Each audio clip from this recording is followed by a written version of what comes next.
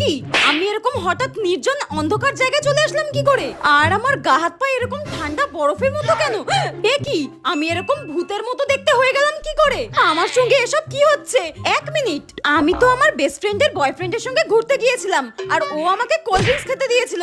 তার মানে ওটা খেয়েই আমি মরে গিয়েছি? নিশ্চয়ই ওটার মধ্যে বিষ মেশানো ছিল। আমার আগেই বোঝা উচিত ছিল বেস্ট ফ্রেন্ডকে যখন ধোকা দিতে পারে তখন আমাকেও ধোকা দিতে পারে। তার মানে আমি মরার পর এরকম ভূত হয়ে গেছি। কিন্তু আমি তো নিজেই ভূতে ভীষণ ভয় পাই।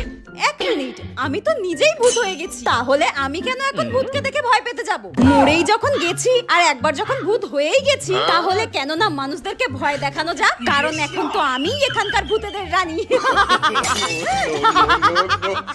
এই তোর আগে থেকে আমরা 100 বছর ধরে এই গাছে রয়েছি, আর তুই একদিন এসে আমাদের ভূতেদের রানী হবি? দেব দেখবি সোজা তাল গাছে পাঠিয়ে। না না, আমি এখানেই